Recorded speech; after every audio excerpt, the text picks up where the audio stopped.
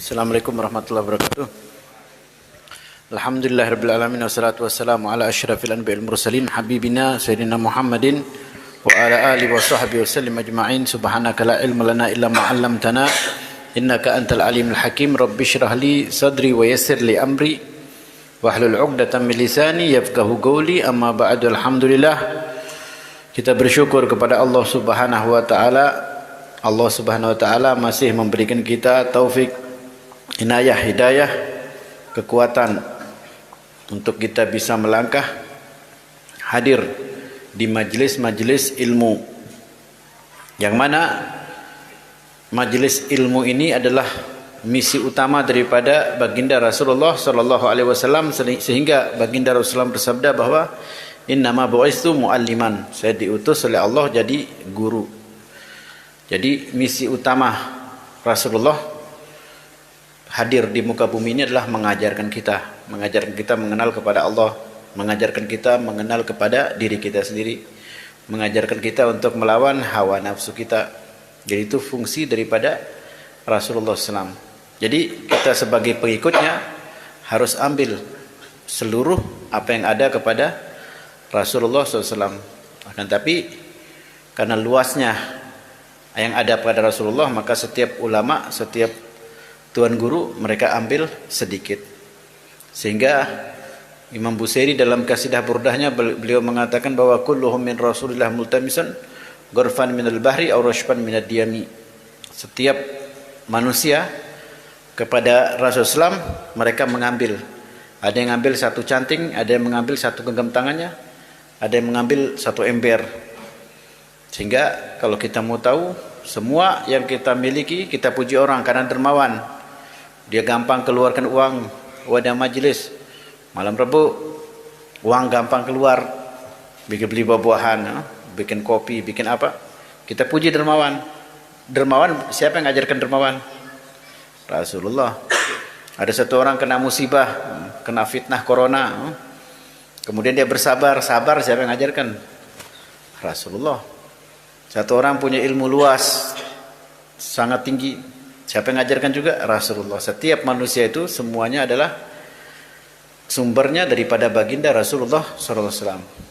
Apabila kita hadir majelis ilmu, sering hadir majelis ilmu, maka banyak sekali kita ambil daripada Rasulullah SAW. Tapi kalau kita tidak pernah hadir majelis ilmu, berarti apa? Sedikit sekali kita ambil daripada akhlak dan ilmu Rasulullah SAW.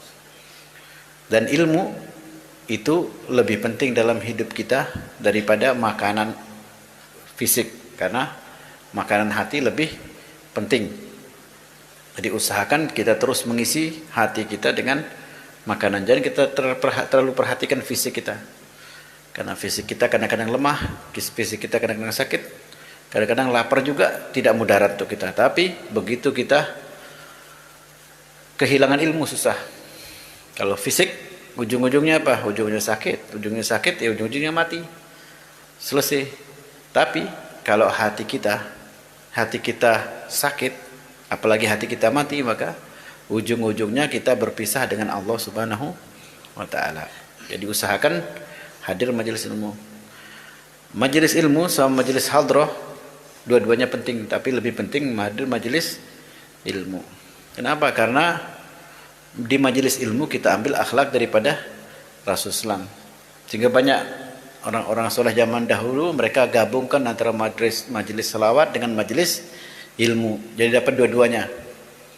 Karena majelis selawat itu penting, tapi majelis ilmu lebih penting daripada majelis selawat. Kalau kita mau tahu lebih penting apa? Lebih penting majelis ilmu atau majelis atau solat? Kita mengatakan lebih penting solat. Tapi kadang-kadang orang sholat gampang, hadir majelis ilmu susah. Hadir maulid gampang, tapi hadir majelis ilmu susah. Kenapa? Karena dengan ilmu ini kita mengenal Allah. Jadi setan usaha supaya kita tidak kenal Allah, jauh daripada majelis ilmu. Tapi kita disuruh ibadah terus. Hanya kita ibadah tanpa ilmu. Sehingga di Zubat mengatakan wa kulluhum min ghairi ilmin ya'malu a'maluhu mardudatun la tuqbalu. Setiap orang yang beribadah tanpa ilmu, maka amalnya tolak, tidak diterima oleh Allah Subhanahu wa taala. Jadi penting sekali kita hadir dalam majelis ilmu. Kadang-kadang kita hadir majelis ilmu itu berat. Kalau majelis-majelis yang lain, tahlil gampang, zikir gampang, selawat gampang, sholat 5 waktu gampang. Tapi begitu hadir majelis ilmu, kalau tidak sakit perut, kalau tidak ada tamu, kalau tidak apa lagi? Anak nangis, kalau tidak anak nangis apa? Istri sakit, kalau sejuta alasannya. Begitu maulid paling depan, begitu tahlil nomor 1, begitu zikir nomor 1, sholat nomor 1, tapi tidak ada ilmu. Kadang-kadang kita lihat anak-anak hadroh tetap rajin selawat sama Rasul, tapi akhlaknya tidak ada akhlak Rasulullah. Jadi usahakan kita hadir di majelis ilmu supaya akhlak kita, supaya ilmu kita banyak seperti ilmunya Rasulullah Shallallahu Alaihi Wasallam. Jadi kita ditimpa musibah tidak khawatir. Kenapa? Kita punya ilmu namanya sabar. Di mana belajarnya Rasulullah? Kita sering hadir pengajiannya para habaib. Kita sering hadir pengajiannya para tuan guru. Jadi bekal kita yang namanya sabar ini full. Kita dapat nikmat sedikit, kita bersyukur. Dan kita tahu caranya bersyukur. Dari mana kita tahu? Dari para habaib, daripada ulama, daripada apa? Daripada tuan guru kita. Kita apapun yang kita hadapi, kita tahu kenapa? Karena kita punya ilmu. Kita tidak bisa bersuci, kita tidak mengerti masalah fikih. Karena kita duduk di hadir majelis ilmu, kita faham caranya sholat, fikih, kita ngerti fikih. Kita juga menikah, setelah itu tidak tahu hak suami istri, kita hadir majelis ilmu, kita tahu haknya suami istri. Jadi penting sekali dalam hidup kita untuk hadir majelis ilmu, sehingga tidak berlebihan. Rasulullah SAW bersabda bahwa man salaka thoriqan yaltamisu fihi ilman sahalallahu lahu thoriqan ilal jannah. Barang siapa yang digampangkan kakinya untuk melangkah ke majelis ilmu, maka pada hakikatnya orang tersebut digampangkan jalannya menuju surganya Allah. Jadi kalau kita mau tahu orang hadir majelis ilmu, maka apa? Kita mau lihat orang yang dekat dengan surganya Allah adalah orang yang paling rajin untuk hadir di majelis-majelis ilmu. Dan itu orang-orang zaman dahulu seperti itu. Kita sekarang semangatnya kurang. Di sini jalan kaki kemana? Ke Kediri, ke Islahuddin. Orang zaman dulu jalan kaki kemana? Ke sana, ke Bengkel. Seperti tuan guru di sini siapa? Tuan guru di sini almarhum siapa? Tuan guru Misbah. Ke Bengkel jalan kaki. Tidak seperti dulu. Tidak seperti sekarang. Dulu itu motor susah, mobil susah, Cidomo aja susah, jalan aja belum bagus, tapi jalan kaki. Jalan kaki kemana? Ke Bengkel, ke Kediri biasa. Kenapa? Untuk dapat ilmu sedikit. Begitu pulang, Allah berikan berkah. Kita, sebagaimana ucapan saudara Muzar barusan, kita didatangi gurunya yang datang ke sini. Saya datang ke sini setiap apa? Insya Allah setiap Rabu. Kalau tidak ada uzur saya datang di sini. Kalau tidak mau datang ke rumah saya tidak apa-apa. Saya datanglah, mungkin hebat-hebat. Orang Kumpung mungkin Masya Allah semua, jadi saya yang datang gitu. Mereka tidak mau saya datang ke rumah saya yang datanglah, tidak apa-apa. Jadi apa? Jadi kita pergunakan untuk kita cari ilmu. Kalau zaman dahulu mungkin susah. Suruh Tuan Guru Ibrahim, tidak usah suruh Tuan Guru Ibrahim ke sini. Biar dia ngajar kita di sini. Ala kulli hal, kita ngalahanlah, saya ke sini. Tidak jadi masalah. Mumpung di sini jadi apa? Jadi pergunakan momen sebaik-baiknya, pergunakan kesempatan sebaik-baiknya untuk apa? Untuk belajar. Jangan sampai kita kehilangan kesempatan untuk belajar. Jadi malam ini kita buka pengajian kita tentang syarah Al-Ainiyah. Kita sudah buka kemarin karena kita libur sebelum Ramadan karena corona. Corona apa corona? Jadi kita libur karena corona. Macam-macam kata orang corona ini. Jadi ya sudahlah, kita berdoa saja kepada Allah, mudah-mudahan fitnah dan bala ini cepat diangkat oleh Allah Subhanahu wa taala. Amin ya rabbal alamin.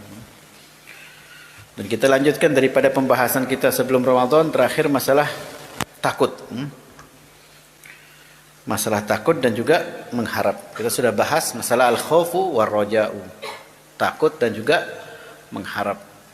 Dan kita sudah sama-sama dengar bahwa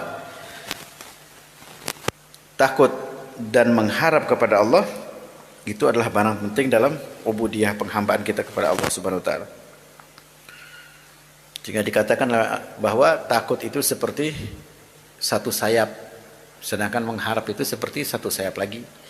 Jadi takut dan mengharap itu adalah dua sayap yang bisa menjadikan kita terbang sampai kepada Allah Subhanahu wa taala. Apabila masih muda, kita masih muda, lebih dikedepankan mana? Sebagian ulama mengatakan bahwa kita kedepankan rasa takut kita, supaya kita tidak macam-macam. Jadi kita masih muda ini harus takut. Harus takut apa? Harus takut kepada Allah. Seandainya besok yang muda-muda kita apa? Kita kena musibah, kepleset, hanya jatuh, hanya mati. Kita ketemu sama Allah, apa yang kita kedepankan kepada Allah? Harus kita takut. Ini batuk-batuk, sakit, tapi tidak mati-mati. Teman kita lari-lari, teman kita main bola, main layang, kejar-kejar layang, tahu-tahu kepleset, jatuh di motor. Hanya di motor mati. Jadi harus dikedepankan rasa takut. Jadi kita buka pengajian kemarin, malam apa itu? Malam Sabtu. Ustaz Muzar dah hadir. Kita buka pengajian di situ. Malam Sabtu masalah apa? Masalah pentingnya kita selalu ingat kepada Allah Subhanahu wa taala. Pentingnya kita berzikir. Karena ulama zaman dahulu walaupun nabi tidak pernah berikan kita apa? Berikan kita bekal namanya ilmu kebal. Tidak ada Rasulullah sanadnya kepada Rasulullah ilmu kebal. Ilmu terbang juga Rasulullah tidak berikan sama kita. Begitu juga para ulama. Ada warisan Habib Abdul Haddad ilmu kebal, ilmu terbang, tidak ada. Karena tahu hidup kita ini penuh resiko, hidup kita beresiko. Satu orang pakai motor, berarti dia itu beresiko. Apa resikonya? 99% pasti kecelakaan. 1% yang selamat.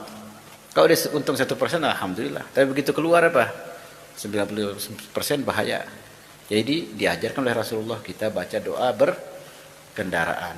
Bismillahirrahmanirrahim wa mursaha. Kita disuruh baca doa biar kita selamat. Begitu juga kita apa lagi? Kita mau tidur, kemungkinan berapa persen matinya? Kecelakaannya berapa? 99%. Kita belum tentu bangun pagi. Belum tentu bangun lagi. Tahu-tahu sudah bangunnya dikubur, susah. Diajarkan kita doa sebelum tidur. Bismika Allahumma ahya wa bismika amut. Ya Allah, dengan namamu aku hidup dan dengan namamu aku mati. Selesai. Tapi kita baca enggak? Enggak, karena kita pede. Kita pede, insya Allah besok hidup. Siapa yang jamin? Insya Allah pakai motor jam 4 ketemu. Siapa yang jamin juga? Jadi apa? Hidup kita ini bahaya semua. Sehingga kita tidak usah andalkan diri kita. Kita andalkan Allah. Sehingga para ulama-ulama zaman dulu, mereka apa? Mereka tinggalkan namanya ratib. Ada ratibul atos, ada ratib apa? Ratibul haddad. Supaya kita baca, supaya kita selamat, kampung kita selamat juga. Sehingga orang zaman dulu tidak pernah lepas. Habis maghrib isya, setelah maghrib sebelum isya, mereka pasti mulai dengan apa? Dengan ratib. Isi kampung dengan ratib. Jadi, kalau kita di Jawa secara umum, di Hadramaut juga full, seluruh masjid itu biasanya baca ratib. Pakai satu orang yang baca, mau 2 orang, mau 3 orang, satu pakai mic, baca ratibul haddad. Orang kampung dengar semua, jadi mereka itu hafal sendiri. Sambil ibu-ibu gocok bawang, ikut ratib. Sambil bawa pak ngopi duduk sambil ngelamun menghayalkan ratib. Rabbi a'udzubika min hamazati syaitin wa a'udzubika yahdurun. Bacalah. Jadi apa? Jadi kita itu selamat, kampung itu juga selamat. Jadi mereka apa? Mereka tinggalkan amalan-amalan yang namanya apa? Ratib.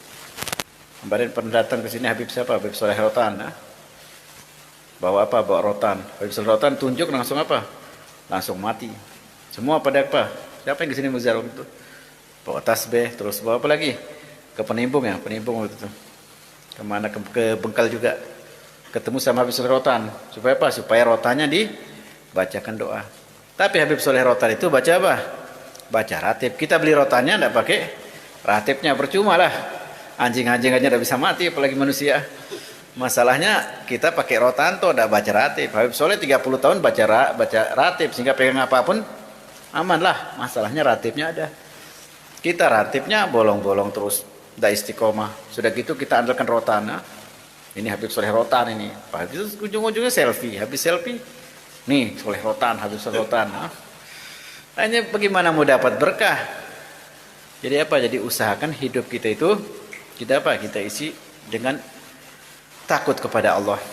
Karena takut kepada Allah itu adalah sumber. Sehingga seharusnya dalam hidup kita ini kita harus takut. Kita mau tidur, kita bayangkan kita ini tidak bangun lagi lah besok. Terus bagaimana kalau kita tidak bangun?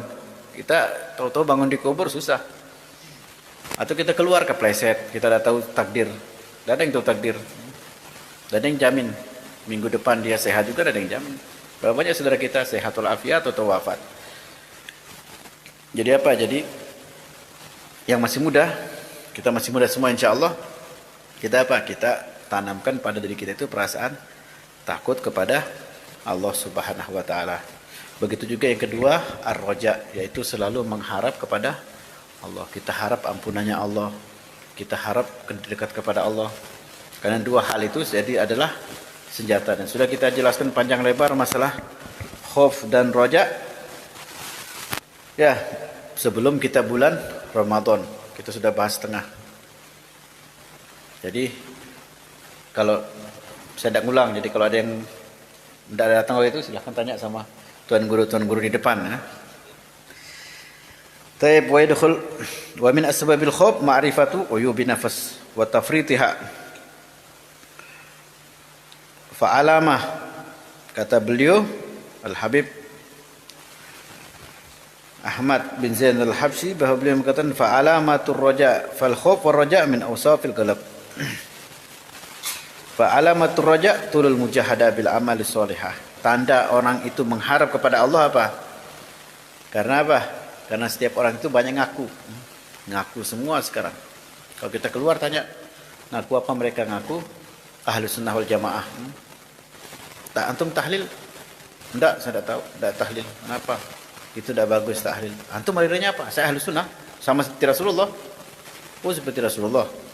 Satu lagi kita tanya, caci maki sahabat. Kenapa caci maki sahabat? Saya itu seperti Rasulullah. Lah semua seperti Rasulullah, semua ngaku ahlu sunnah. Karena apa? Karena ngaku. Setiap orang bisa ngaku. Setiap orang bisa ngaku. Tadi malam saya mimpi Rasulullah, bisa ngaku. Tinggal ngomong tuh apa susahnya? Setiap orang juga bisa ngaku. Dia itu wali besar, bisa. Setiap orang juga bisa ngaku jadi tuan guru semaunya dia, bisa lah.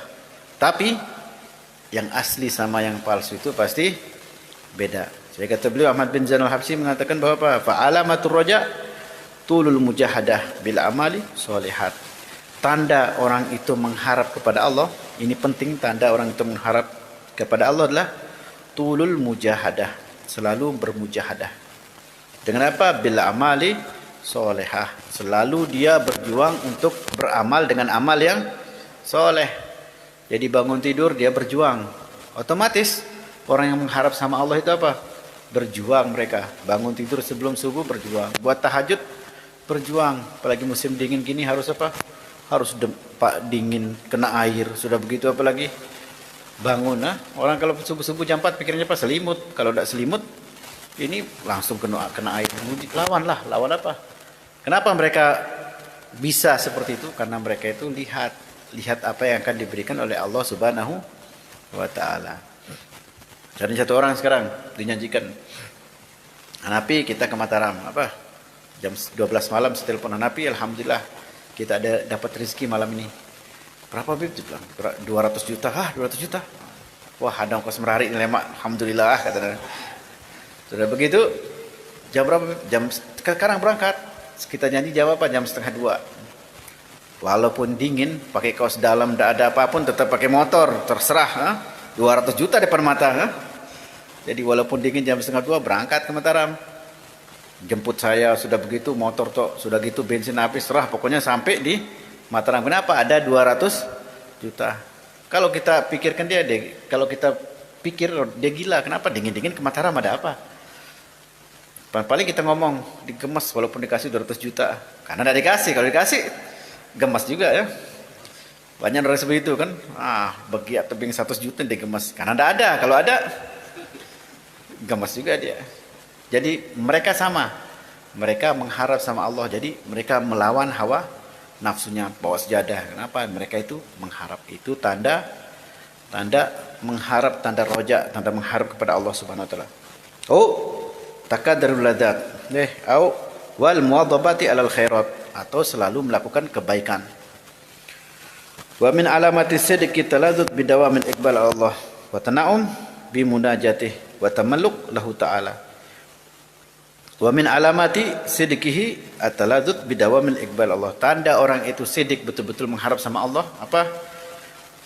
Ya bidawamil iqbal Allah, selalu merasa berhadapan dengan Allah Subhanahu wa taala. Kalau kita kenapa? Tidak selalu merasa berhadapan. Kita 24 jam tidak pernah merasa kita ini berada di dalam pengawasan Allah. Tidak ada. Kan Syekh Bakar bin Salim, seorang ulama besar yang hidup, kakeknya Habib Umar bin Hafiz. Beliau selama 40 tahun beliau duduknya itu tawarruk. Apa tawarruk? Seperti tahiyatul akhir. Dalam solat dan di luar solat. Dan beliau selalu nunduk, tawarruk, nunduk. Hanya ditanya, kenapa kamu kok duduk seperti itu? Karena ini duduk merendah kepada Allah Subhanahu wa taala. Ini duduknya seorang hamba selama kepada Allah Subhanahu wa taala. Berarti selama 40 tahun beliau itu selalu merasa diawasi oleh Allah selama 24 jam. Kalau kita tidak pernah merasa diawasi oleh Allah. Mungkin Allah terlalu sulit. Kenapa? Allah tidak bisa kita lihat. Guru kita kan diceritakan Habib Munzir Al-Musawa Allah yarham, yang pimpin majelis Rasulullah. Beliau gurunya Habib Umar bin Hafiz di Hadramut. Begitu beliau dapat telepon, lihat telepon ini siapa? Habib Umar bin Hafiz. Langsung beliau lagi nulis di atas kursi nulis. Begitu tahu gurunya datang, langsung beliau hadap kiblat, langsung mengangkat telepon dengan suara Assalamualaikum, alhamdulillah. Sihat ngomongnya lemah lembut, seakan-akan gurunya di hadapannya. Kenapa bisa begitu? Karena dia itu sidik, dia betul-betul tahu kedudukannya. Kalau kita tidak, guru kita gibah, kalau kadang guru kita omongkan, syukur-syukur diomongkan saja. Kadang-kadang difitnah lagi gurunya, plus difitnah lagi. Itu guru kita yang bisa kita lihat, bisa kita duduk, bisa kita raba, bisa kita ketawa sama dia. Bagaimana kita dengan Allah Subhanahu wa taala? Sedangkan mereka para aulia dan orang soleh, mereka selalu merasa apa? Merasa iqbal, selalu ada berhadapan dengan Allah Subhanahu wa taala. 24 jam mereka itu selalu di hadapannya Allah Subhanahu wa taala. Jadi tidak berani mereka itu ngawur. Selalu mengharap pahalanya Allah. Tahu bahwa Allah itu akan berikan pahala kalau dia itu dilaksanakan perintah Allah Subhanahu wa taala. Itu namanya dawamul iqbal, merasa lezat mereka. Wa tana'um bi munajatih, selalu merasa nikmat munajah. Apa munajah? Memohon dan mengharap kepada Allah Subhanahu wa taala. Kan mereka itu selalu munajat itu meminta, memohon hanya kepada Allah Subhanahu wa taala. Kita sudah bahas panjang lebar masalah itu. Jadi kadang-kadang hidup kita ini tidak pernah meminta kepada Allah. Jadi kalau kita susah, kita minta apa? Kita minta telepon teman kita. Kita minta bantuan seperti apa? Pada teman kita.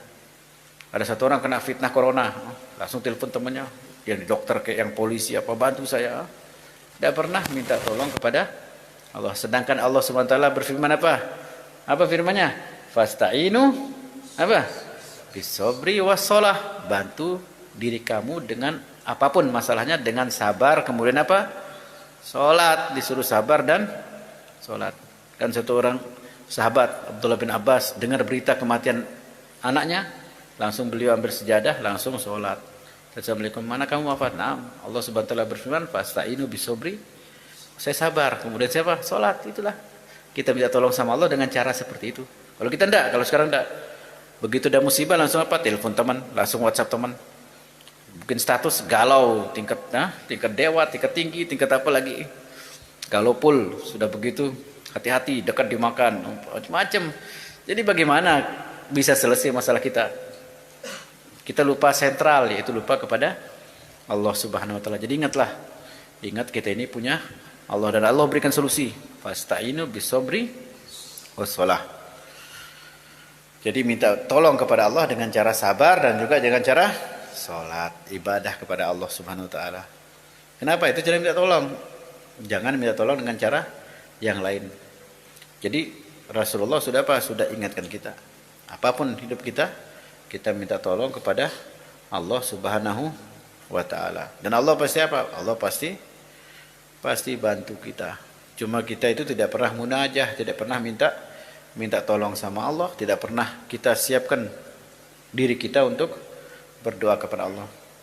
Kan saya punya keluarga sekitar 9 tahun yang lalu. Ada istri paman saya. Istri paman saya dia sakit, kena TBC. Kena TBC, divonis TBC sama dokter, batuk keluar darah, dan dia punya anak. Anaknya ini masih kecil. Masih umur berapa? Masih setahun lebih lah. Masih dia nyusu, masih dia ketemu sama ibunya. Ya namanya perasaan ibu pasti sedih lah, tidak bisa ketemu sama anaknya. Dia di Sulawesi, tidak boleh ketemu. Akhirnya apa? Akhirnya bingung apa obatnya. Dikasih obat sama dokter 6 bulan. Hanya dia datang ke rumah pakai masker. Sudah begitu lihat anaknya dari jauh, tidak bisa ketemu. Dia minta apa? Dia minta wirid Khulasoh Madat Nabawi. Hanya saya kasih Khulasoh Madat Nabawi. Begitu dia wirid itu, setengah bulan kemudian sembuh dia. Saya tanya apa resepnya? Katanya beliau baca setiap hari bangun jam 3:30. Baca Khulasoh Madat doa akhir malam. Disebut waktu ya Allah, angkat tangan sambil nangis. Akhirnya apa? Disembuhkan sama Allah Subhanahu wa taala. Kenapa? Karena Allah mintanya seperti itu. Jadi jangan kita itu sakit, kita itu kena musibah, kita kembalikan kepada diri kita. Karena kita tidak bisa selesaikan apa-apa. Kita juga tidak bisa menolong diri kita. Kita tidak bisa menolong orang, diri kita tidak bisa tolong apalagi orang lain. Tapi kita jangan lupa kepada Allah Subhanahu wa taala. Apapun musibah kita. Kan diceritakan dulu Habib Abdullah bin Husain bin Thohir. Beliau suatu hari kena musibah. Musibah namanya manusia. Beliau ulama, wali soleh, punya ilmu luas. Suatu hari beliau apa? Beliau tertimpa musibah, ada hutang. Hutangnya besar dan harus diselesaikan hari itu. Ya karena beliau juga manusia. Sama seperti baginda Rasulullah SAW. Beliau sewaktu wafat, apa kita sering dengar, waktu wafat baju perang beliau, baju jirah beliau digadaikan kepada orang Yahudi. Wafatnya Rasulullah, gadaikan baju perangnya kepada orang Yahudi.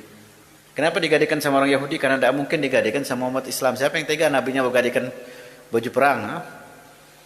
Hanya supaya karena orang Yahudi tidak hormat sama beliau, beliau gadaikan bajunya tanpa diketahui oleh siapapun baju perangnya. Kenapa? Dia kan nabi, tidak usah uang sedikit. Malaikat datang minta gunung Uhud jadi emas gunung Uhud. Tapi kok bisa baju jirahnya digadai sama orang Yahudi? Ajarkan kepada kita bahwa manusia memang prosesnya seperti itu. Hanya setelah itu pasti susah, manusia ini pasti susah. Nabi Abdullah bin Husain bin Thohir, beliau apa? Beliau susah, kemudian bingung mau kemana. Sudah sholat, sudah ibadah sudah, tapi namanya urusan dunia masih galau juga, masih susah juga. Beliau datang apa? Ke bibinya, karena bibinya terkenal ahli ibadah, orang solehah. Hanya bibinya dari kecil tahajud terus. Hanya bicara sama bibinya, dan bibinya bukan orang kaya, bukan tipe orang kaya, orang sederhana lah. Hanya beliau tahu bahwa bibinya tidak mungkin punya uang. Cuma sebagai orang tua curhat. Hanya duduk sama bibinya, hanya bibinya duduk, kenapa kamu kusut begitu? Ya khalati, wahai bibiku, saya ini ada masalah. Apa masalah kamu? Saya ada hutang. Berapa hutang kamu? Kata bibinya. Ya kalau uang Indonesia zaman sekarang lah 200 juta. Oh begitu kata bibinya. Dia mimpi saja tidak mungkin bibinya punya uang 200 juta, orang bibinya biasa saja. Maka kata bibinya, kamu ambil uang di laci di atas. Saya mau sholat dulu. Segampang itu bibinya bilang ambil uang di atas. Makanya kata Habib Abdullah dalam hatinya, ini mungkin bibi saya menghibur saya. Bilang uang banyak seperti itu, ambil di laci. Tapi karena dia menghibur saya, kesanalah taat. Begitu dibuka, laci kosong. Tidak ada, bibinya lagi sholat. Setelah itu, Assalamualaikum, bibinya, sudah kamu ambil di laci belum? Sudah, tapi kosong. Kamu tidak teliti, ambil di laci. Kan cuma satu laci meja di lemari kamu. Iya katanya. Sudah kamu ambil uangnya? Belum, tidak ada katanya. Ambil yang betul lihatnya katanya. Buka lagi ke atas lagi, buka lagi, kosong lacinya, tidak ada apa-apa. Wah ini bingung dia. Ini dikerjain sama bibinya atau dia cuma hibur saya saja kan? Aja turun ke bawah. Begitu selesai sholat duha, bibinya, kamu sudah ambil uangnya belum? Belum. Tidak ada, bibi. Ayah ikut sama saya dipegang tangannya. Begitu bibinya buka, di lacinya ternyata ada uang 200 juta. Nih, ada katanya. Tadi saya buka, tidak ada, dia bilang. Ambil itu uang itu, selesaikan masalah kamu. Dia. Heran Nabi Tuhan, kok segampang itu selesai urusannya dia. Tinggal dibuka laci tok, selesai urusannya. Hanya kata dia, kenapa kamu heran? Dia bilangnya. Saya, kata bibinya itu, tidak pernah apa? Tidak pernah melakukan apapun. Semua saya minta sama Allah. Dan alhamdulillah katanya, kopi-kopi di rumah, gula di rumah ini, bukan dikasih manusia, saya minta sama Allah. Seheran manusia ini kok bisa susah hidupnya dia punya Allah. Kita punya Allah kok bisa kita susah itu dari mana? Jadi usahakan di hati kita itu ada apa? Ada Allah lah. Kalau kita susah tidak perlu kita ribut kopi sama muzar.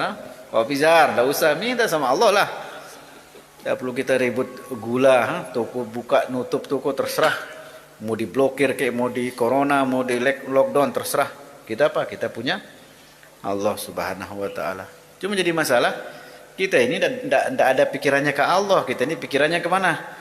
Ke manusia terus. Pikiran kita cuma pengen dibantu terus sama manusia. Kita lupa kepada Allah, Tuhannya manusia. Jadi itu fungsi kita sholat. Kita baca apa? Qul a'udzu birabbin nas, malikin nas, pemilik manusia, ilahin nas, Tuhannya manusia. Dalam sholat juga apa? Alhamdulillahirabbil alamin, arrahmanir rahim, maliki yaumiddin, iyyaka na'budu. Kepada Engkau kami menyembah, wa iyyaka nasta'in, hanya kepada Engkau kami itu nasta'in, meminta tolong. Kalau iyyaka di dalam nahwu apa iyyaka itu? Apa? Keras lah. Maf'ul muqaddam. Apa kalau iyyaka na'budu wa iyyaka nasta'in? Apa? Hanya iyyaka itu yufid al-hasr, terbatas. Hanya kepada Engkau, bukan sama yang lain. Iyyaka na'budu, hanya kepada Engkau kami apa? Menyembah. Apa artinya menyembah? Menyerahkan segala urusan. Menyembah 100% ibadah kepada Allah. Tapi prakteknya kita tidak. Kita baru sholat aja Allahu Akbar. Apa Allahu Akbar itu? Apa Allahu Akbar? Allah Maha. Apa artinya Maha? Paling. Apa paling itu? Tidak ada selain Allah Subhanahu wa taala. Begitu Allahu Akbar, pikir apa? Dompet. Lebih besar mana dompet itu Allah? Allahu Akbar, Allah Maha besar. Sudah begitu, pikirannya apa? Chat tidak dibalas sama ceweknya. Sholat loh, bukan di dalam sholat. Lah, tidak dibalas, jangan-jangan cewek saya ada pulsa ini ya. Dalam sholat. Kita dalam sholat aja sudah jadi munafik, apalagi luar sholat. Dalam sholat loh. Masih Allahu Akbar. Baru kita ngomong Allahu Akbar, Allah Maha besar. Kan Al-Habib Al-Haddad, beliau ucap Allahu Akbar, maka apa? Mihrabnya retak. Saking dahsyatnya Allahu Akbar, Allah Maha besar. Sekarang takbir ini Allahu Akbar dimain-mainkan. Ya. Sedikit-dikit takbir, Allahu Akbar. Takbir, ada orang jatuh kepleset, terasnya jatuh, Allahu Akbar. Masa begitu Allahu Akbar takbir ini? Ucapan Allahu Akbar itu ikrar kita yang paling besar di dunia itu cuma Allah Subhanahu wa taala. Dalam salat kita apa? Allahu Akbar. Sudah begitu baru kita ngomong Allahu Akbar, langsung di hati kita apa? Nah, kunci motor nih di mana tadi? Wah, di situ kunci motor dalam salat. Padahal kita ngomong Allahu Akbar. Apalagi kita mengatakan iyyaka na'budu, hanya kepada Engkau kami menyembah, wa iyyaka nasta'in, hanya kepada Engkau kami apa? Meminta tolong. Jadi minta tolonglah sama Allah. Kita punya musibah apapun adalah disiapkan waktu-waktu oleh Allah. Waktu-waktu sepertengah malam, sepertiga malam. Apa? Nangislah sekali-kali minta sama Allah. Jangan curhat-curhat di TV, di HP. Nangis sama temannya. Nangislah kita sama Allah. Kita berduaan sama Allah. Nangis sama Allah. Curhat sama Allah. Ini kita lagi musibah ya Allah. Ini saya sakit. Ini mintalah sama Allah. Jadi usahakan kita itu Iqbal, selalu apa? Merasa di hadapan kita Allah Subhanahu wa taala. Karena ikrar kita disuruh kita baca, jadi wajib dalam sholat kita itu berapa dibaca Al-Fatihah? Sudah lupa sudah. Al-Fatihah 20 sehari satu malam berapa kali kita baca wajib di sholat? 17. 17 kali kita wajib baca Al-Fatihah dalam sholat. Kenapa? Ikrar supaya apa? Semua intisarinya di Al-Fatihah. Iyyaka na'budu wa iyyaka nasta'in, ihdinas siratal mustaqim, berikan kami jalan petunjuk, siratal ladzina an'amta alaihim. Semuanya itu isinya doa, isinya munajat. Cuma masalahnya efeknya tidak besar. Kenapa? Karena kita sholatnya Tidak jelas pikiran kita kemana-mana. Jadi usahakan pikiran kita itu di tempatnya. Kita hadir majelis taklim, pikiran kita di majelis taklim. Kita hadir di Jumat, pikiran kita di Jumat. Ini khotib lagi apa? Lagi khutbah. Ini apa? Hari Jumat. Kerjanya apa? Main HP, balas chat. Ini lagi apa lagi? Majelis taklim, hadir majelis taklim. Pikirannya apa? Pikirannya ke rumahnya. Mudahan nasinya tidak dimakan, tidak dihabiskan. Mudahan balik ini, mudahan Habibnya selesai cepatan sedih ceramah biar balas chat ini ya. Biar chat sama ceweknya. Pikirannya kemana-mana. Lagi hadir majelis taklim, apalagi di luar. Apalagi sholat. Tambah apa? Tambah kemana? Jadi belajarlah kita itu ibadah. Kita sudah ikrar bahwa Tuhan kita itu Allah. Hanya kepada Allah kita ibadah. Sewaktu ibadah berapa menit sih sholat itu? Cuma 5 menit, 3 menit. Masa dia bisa pikirannya fokus 5 menit? Jika Rasulullah bersabda bahwa apa? Idza gunimatul isya wal asya fabda'u bil asya. Kalau seandainya waktu isya dengan makan malam bersamaan, maka dahulukan makan malam. Kenapa? Supaya khusyuk. Sholat tidak usah pikirkan makan. Bahkan di dalam syariat juga Rasulullah bersabda bahwa man ghassala wa ghatasala, barang siapa yang mandi kemudian memandikan, kata ulama ghatasala ini memandikan artinya kinayah tentang bersetubuh. Bagi yang punya suami istri, bersetubuh di hari Jumat, di pagi Jumat, bukan malam. Sekarang kan banyak bilang malam Jumat sunnah. Malam Jumat itu baca surat Al-Kahfi. Malam Jumat itu baca maulid, ibadah sama Allah. Kesempatan. Disunahkan pagi. Sebelum subuh atau habis subuh. Supaya apa? Supaya hati itu kosong. Supaya itu syahwat itu kosong. Karena kata ulama, kullu syahwatin yugosil golab ilah syahwatil jima' fa'innahu yusofi golab.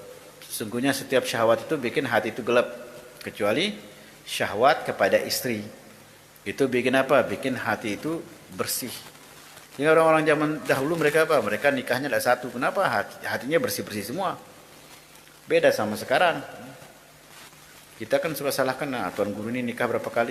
Tuan guru ini berapa nikahnya? 2. 2. Tidak, tuan guru ini nikah berapa? 4. Masa tuan guru nikah 4? Berarti tuan guru ini kejar syahwat. Rasulullah 9. Lain Nabi sama tuan guru ya? Tak jelas lah lain. Nabi Sulaiman berapa? Istrinya 1000. Ya. Selirnya berapa? Selirnya 3.000. Istrinya 1000. Itu Nabi. Berarti mereka itu syahwat, orang yang syahwat. Bukan, mereka itu hatinya bersih. Syahwatnya apa? Syahwatnya bersih. Kalau kita, syahwat kita kotor. Apa yang sudah kita lihat? Betisnya orang di mana-mana kita lihat, rambutnya orang di mana-mana kita lihat, perempuan. Sudah gitu kita ngaku kita bersih ya. Perempatan duduk nongkrong depan sambil lihat pembeli. Sambil lihat orang belanja, sambil tiap hari nongkrong. Udah pakai jilbab, sudah gitu rambutnya kelihatan. Setiap hari kita lihat rambut perempuan. Setiap hari kita betis perempuan. Belum di HP iklannya macam-macam. Sudah begitu kita bilang syahwat kita bersih, kotor lah. Mereka yang punya orang-orang zaman dulu, orang soleh zaman dulu, mereka istrinya 1 ada, istrinya 2 ada yang punya ulama istrinya 4, ada yang 18 kali, 19 kali menikah ada. Tapi apa? Syahwat mereka itu bersih. Tidak pernah mereka matanya itu lihat yang barang haram, tidak pernah. Pikiran mereka itu tertuju kepada yang haram, tidak pernah. Kalau kita tidak, kita ribut sama yang nikah lagi, tapi yang zina tidak kita bahas. Jadi apa? Jadi susah lah. Sama seperti corona kemarin ribut sama masjid. Masjid sampai dipolisikan datang. Kalau orang ke masjid apa? Ke masjid itu orang pakai wudhu, pakai mandi dulu, baru pakai wudhu, ganti baju ke masjid. Orang bersih tidak ke masjid itu? Insya Allah bersih semua. Kalau orang ke pasar, orang bersih atau kotor? Orang kotor. Kok pasar dibahas, kok masjid aja dibahas? Kok masjid perlu polisi sedangkan pasar tidak perlu polisi? Jadi kacau lah kayak begitu. Karena biasanya orang ke masjid itu orang yang bersih. Kita hadir majelis taklim aja mandi dulu, seger dulu, wudhu dulu, baru kita hadir majelis taklim. Kalau ke pasar, tidak ada orang pasar ini tanya, wah wudhu enak, bukan ini, tidak ada. Syukur-syukur mandi kata ini. Baris mandi habis waktu kita dia bilang cuci muka, kalau lagi cuci muka begitu bangun tidur langsung lari ke rebut sayuran cari modal, subuh kejar-kejaran, sudah gitu cepat-cepatan ke pekan. Nah, bareng bais nah, biarkan bais yang penting kepeng bersih wah. Kepeng dan bais bersih lah masalahnya. Terus ke masjid yang subuh kita takut. Sudah begitu apa? Kita mau sholat Jumat takut juga. Bukan karena dia takut masalah sakitnya, tapi karena buliannya, karena polisi. Tulisannya himbauan pemerintah, tapi polisi dipanggil bagaimana maksudnya? Ancaman lah, bukan himbauan. Kalau himbauan itu silahkan mau atau tidak, itu namanya himbauan. Tapi kalau yang terjadi bukan himbauan tapi ancaman. Polisi didatangkan berarti apa? Kita takut, mau Jumat takut, semua takut, dibikin gara-gara. Hanya kesannya apa? Kesannya orang yang di pasar itu lebih kuat imannya daripada orang yang ke masjid. Ala kulli hal, mudah-mudahan kita diselamatkan oleh Allah daripada segala fitnah. Mudah-mudahan Allah angkat bencana dan fitnah yang terjadi di negeri kita ini. Dan mudah-mudahan di hati kita itu selalu tertanam mengharap kepada Allah dan juga memohon hanya kepada Allah Subhanahu wa taala, dan kita mengaku sebagai manusia yang lemah zahir dan batin, tidak mampu berbuat apapun semuanya kecuali dari Allah Subhanahu wa taala. Dan semoga Allah menjadikan kita orang-orang yang selalu diberikan taufik, inayah, hidayah agar bisa tambah dekat kepada Allah, tambah dekat sampai di ujung umur kita, dan semoga di hati kita itu penuh kecintaan kepada baginda Rasulullah SAW dan juga para pewaris baginda Rasulullah SAW dan juga para keturunannya Rasulullah SAW. Dan semoga negara kita Indonesia ini secara umum dijaga oleh Allah Subhanahu wa taala daripada fitnah akidah, fitnah semua yang bisa merusak hubungan kita dengan Allah Subhanahu wa taala. Dan semoga di kota kita dan di kampung kita selalu dijaga oleh Allah Subhanahu wa taala, selalu dihidupkan ilmu agama, dijadikan kita manusia yang semangat untuk terus berjuang untuk agamanya baginda Rasulullah sallallahu alaihi wasallam. Dan semoga Allah berikan kita kesehatan kepada orang kedua, juga kepada kedua orang tua kita dan orang-orang yang kita cintai. Dan semoga Allah selalu menjaga kita zahir dan batin dimanapun kita berada. Al-Fatihah ala hadiniyah wa ala kulli salih wa ila hadratin Nabi Muhammad sallallahu alaihi wasallam. Al-Fatihah. A'udzu billahi minasyaitonir rajim. Bismillahirrahmanirrahim. Alhamdulillahirabbil alamin. Amin. Ada yang mau tanya? Mulai tutup. Seperti biasa. Seperempat jam tanya jawab. Tanya apa? Kalau ada Muzar, tanya apa Muzar? Oh, bisa kira Muzar. Ada MC-nya baru dia hebat. Ada penyambung penggodet dong. Ada pertanyaannya juga. Oh, tanya apa?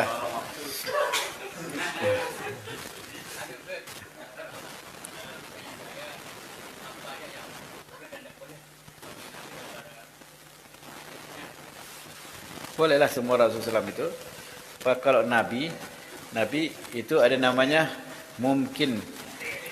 Karena setiap Nabi itu pasti dia itu punya sifat nomor satu itu ma'asum.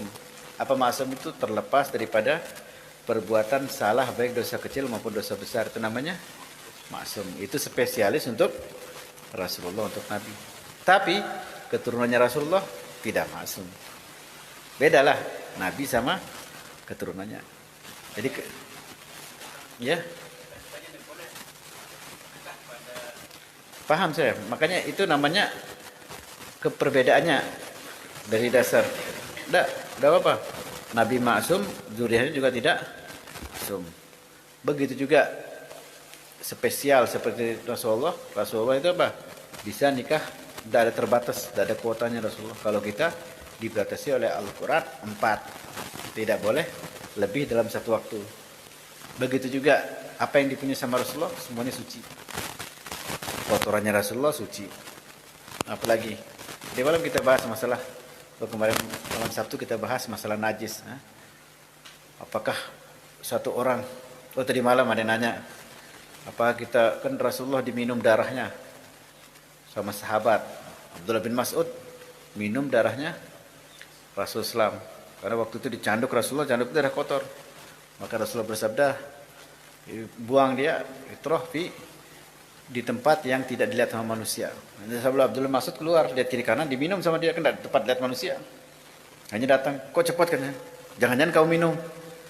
Ya Rasulullah, saya minum. Maka Rasulullah bersabda, setiap apabila satu tempat di situ ada darah saya, maka tidak akan tersentuh api neraka. Itu apa? Keistimewaan bagi Rasulullah. Bukan Habib lagi, jangan minta darah saya dong. Berkah Habib, berkah Habib. Mati saya kita cepat. Jadi yang PMI itu donor darah, Habib donor darah. Hanya begitu kena sama putu jadi Habib juga putu. Enggak lah. Tetap butuh wayan, karena masalahnya bukan seperti itu. Masalahnya adalah beda, ini cuma nasab saja. Yang begitu juga masalah sehadiah. Rasulullah sifatnya Nabi, beliau terima hadiah, tidak mau terima sedekah. Itu keistimewaan bagi Rasulullah, tidak mau hadiah dan juga tidak mau sedekah. Apa yang kalau keturunannya Rasulullah, maka mereka itu boleh terima apapun kecuali mereka tidak boleh terima zakat. Zakat tidak boleh untuk mereka. Karena Rasulullah bersabda bahwa hada waskhun nas, inilah kotorannya manusia. La tuslih li Muhammadin wa ala ali Muhammad.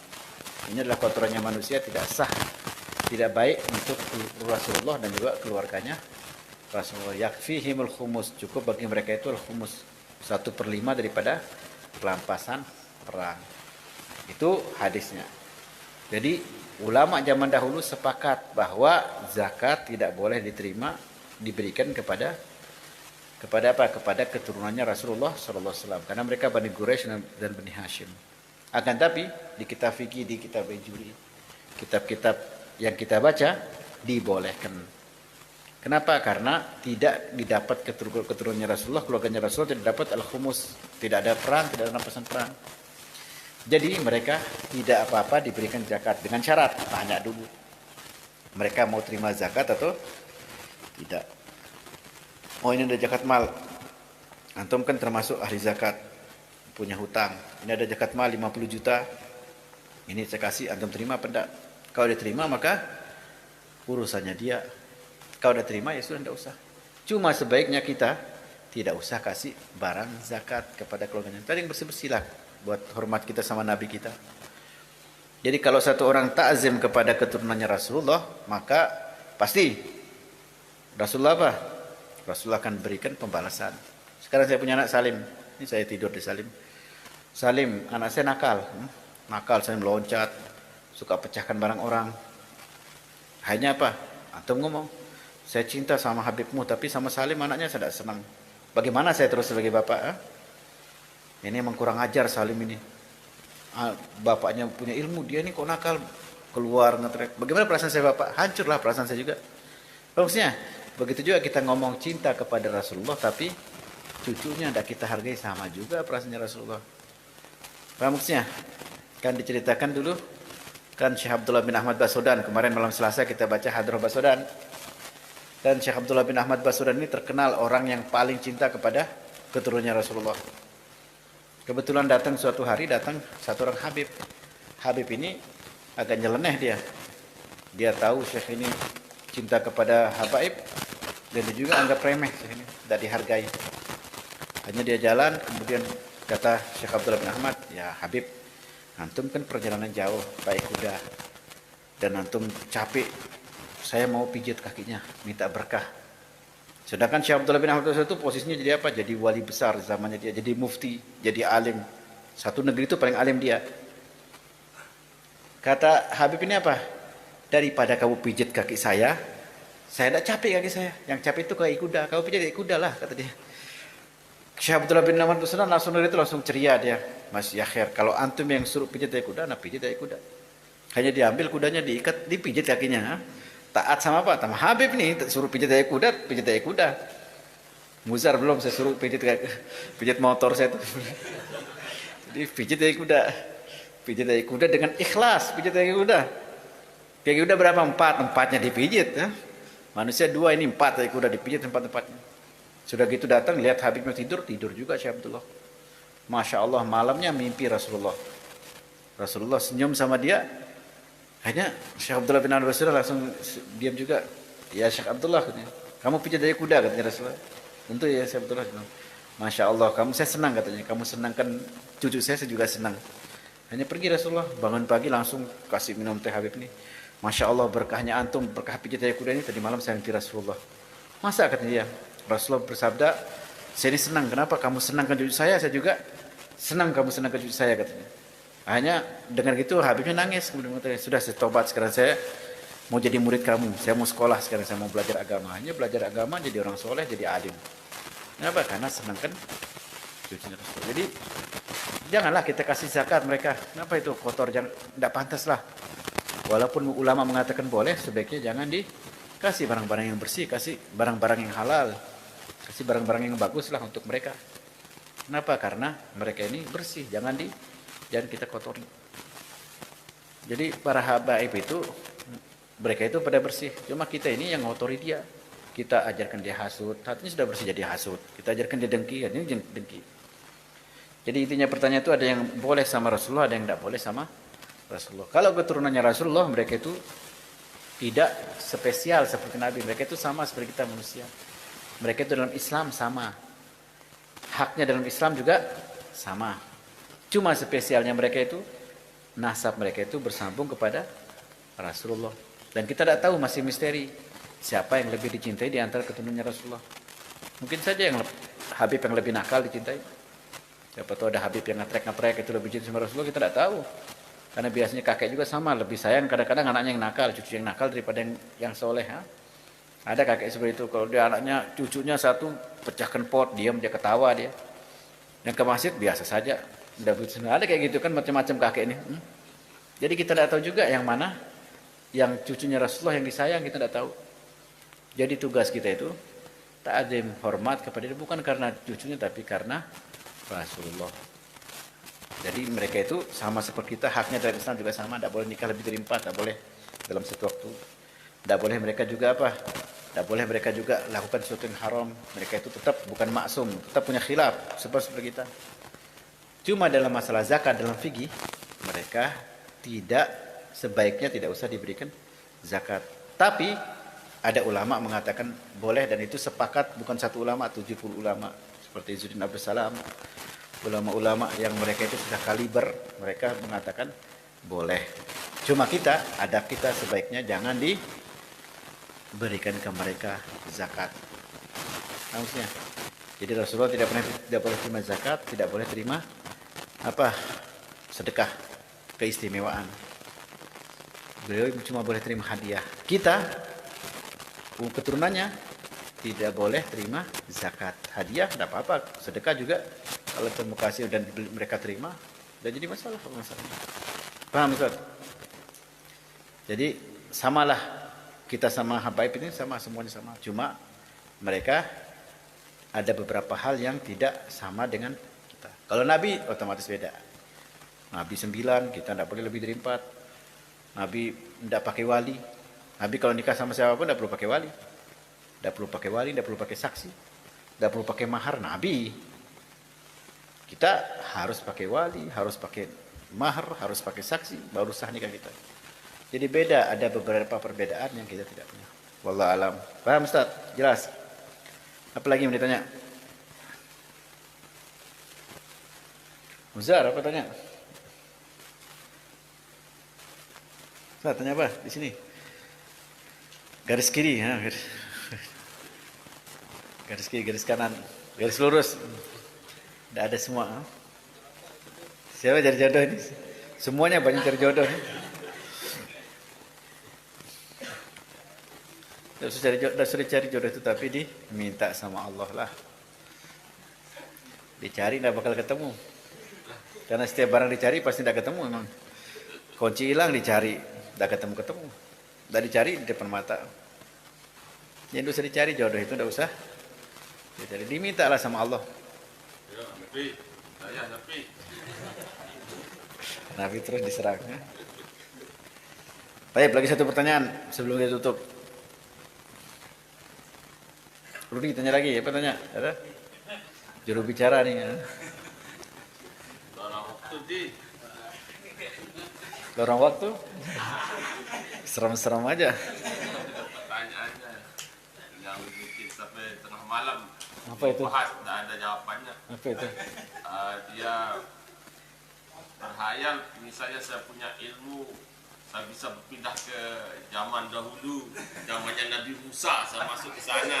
Sementara saya sekarang di zamannya Nabi Muhammad, kalau saya punya ilmu masuk ke waktunya Nabi Musa, apakah saya bisa membawa syariatnya Nabi Muhammad di sana di zaman itu ya pertanyaannya. Masa saya masih wajib sholat gitu.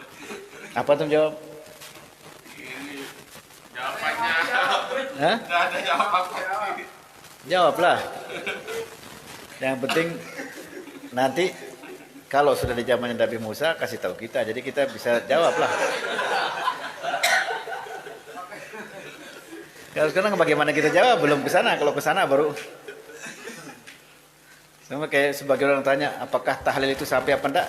Ya coba tes dulu mati, baru kita tahu jawab sampai apa enggak.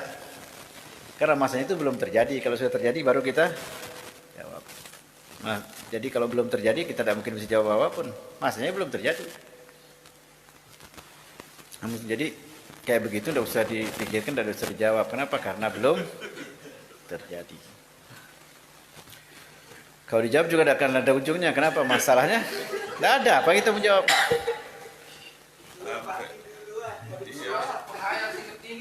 Tidak apa-apa. Baguslah. Bagus, berhayal itu bagus.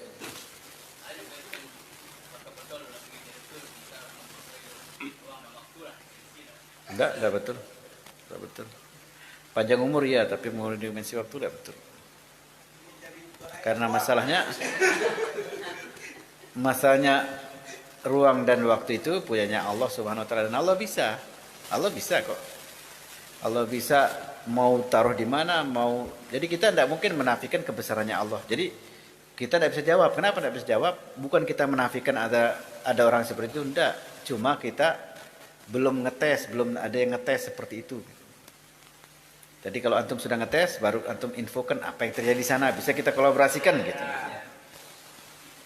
Jadi kita tidak bisa menafikan bahwa kita mengatakan tidak ada ruang dan waktu, tidak bisa. Karena Allah punya semuanya. Dan Allah bisa mengadakan kita nanti di zaman Nabi Adam, kita jadi saksinya bisa. Waktu Nabi Adam dibuang bisa.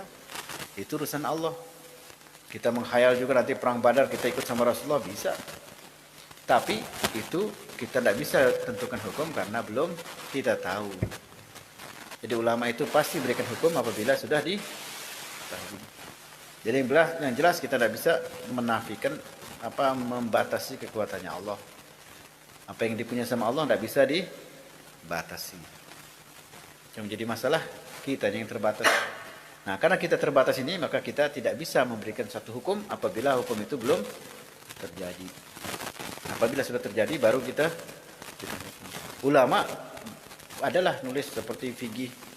Seandainya satu orang dari sini terus jalan tiba-tiba di Mekah, bagaimana hajinya? Ditulislah sama ulama, ada di fikih mukarrar. Di nasnya juga ada. Satu orang umroh tiba-tiba sholat Jumat di Mekah, bagaimana hukum Jumatnya? Apakah dia pakai wajib waktu Mekah atau wajib waktu sini? Di fikih disebutkan. Atau satu orang sekarang puasa kemudian pakai perjalanan kayak pesawat, di sini jam 5 sore, jam 3 sore berangkat, otomatis di Jakarta jam berapa? Jam 2, ya berarti sampai sana jam 3, berarti hilang waktu 1 jam. Dia itu ikut waktu Lombok atau ikut waktu Jakarta. Disebutlah di fikih kayak seperti itu. Kenapa mereka bisa keluarkan hukum? Karena di bayangan itu ada dan bisa terjadi dengan kapasitas manusia harusnya. Dan itu mungkin saja terjadi dengan keterbatasan kita. Jadi mereka itu mencoba untuk mengeluarkan hukum. Tapi apabila di luar keterbatasan, maka mereka tidak mengeluarkan hukum. Jadi kalau kita mau menghayal lagi, kita berpikir lagi, kenapa tanah itu mahal? Tiap tahun tanah itu naik, mahal harganya. Kenapa? Karena manusianya tambah banyak. Manusia berkembang, sedangkan tanah tidak berkembang. Otomatis tanah itu jadi mahal. Kalau tanah itu bisa berkembang, ya murah dia. Tapi karena tidak bisa berkembang, mahal. Begitu manusia tidak ada, berarti otomatis tanah itu jadi murah. Apa maksudnya? Kenapa bisa begitu? Karena faktor sebab. Sebabnya itu namanya manusia. Jadi itu namanya apa? Itu namanya pikiran yang apa? Yang real lah. Memang dari hayalan lah. Karena kalau saja di kampung ini sepi, kita tahu yang di sini sering tidak ada. Ya otomatis kampung ini siapa yang tempati? Tidak ada. Otomatis tanah tidak ada. Karena kita itu tidak ada sedikit. Maksudnya Jadi mereka itu berikan keterbatasan dengan pikiran. Tapi tadinya mereka mengatakan kita itu bisa kembali di zamannya sahabat. Otomatis kita ini jadi sahabat apa tidak? Mereka tidak berani jawab. Kenapa? Masalahnya itu di luar keterbatasan manusia. Pernah terjadilah dengan karomah, pernah. Cuma mereka tidak pernah bahas juga, ulama juga tidak pernah bahas apakah dihukumi sahabat atau tidak. Seperti sahabat Al-Habib Abdullah bin Al-Haddad yang punya Ratibul Haddad, beliau orang soleh, alim. Suatu hari dicukur rambutnya, kemudian di rambutnya yang cukur itu kaget, lihat di rambut itu ada belahan panjang bekas pedang. Sedangkan tidak pernah perang. Kaitannya ya Habib Abdul Haddad, antum ini kena pedang di mana? Karena kita tidak tahu ada ceritanya antum berdarah, tidak ada ceritanya. Di sini juga tidak pernah perang, tidak ada. Maling juga tidak ada. Kok bisa ada luka seperti ini bekas pedang? Kata Abdul Haddad, saya ikut perang bersama Rasulullah di perang Uhud. Dia hidup 500 tahun, 600 tahun setelah Rasulullah. Bagaimana? Ya selesailah, itu urusan dia. Hukumnya bagaimana? Kita tidak tanya Abdul Haddad. Bagaimana dia sewaktu Rasulullah pakai dia sahabat apa enggak? Tidak ada yang tahu, tidak ada yang tanya. Kenapa? Karena itu di luar daripada kapasitas manusia. Di Aden, kota Aden, ada Habib Abu Bakar Al-Adni. Punya karomah. Punya karomah apa? Hujan susu keluar. Sudah kita cerita di sini hujan susu. Hujannya apa? Hujan susu. Itu karomah. Tidak ada ulama yang bahas bagaimana kalau hujan susu kita wuduknya bagaimana, mandinya bagaimana, sah tidak kalau kita wuduk. Tidak dibahas. Kenapa? Itu di luar daripada kemampuan manusia. Paham Ustaz? Tidak mungkin kita bahas pertanyaan seperti itu. Bukan karena tidak mungkin.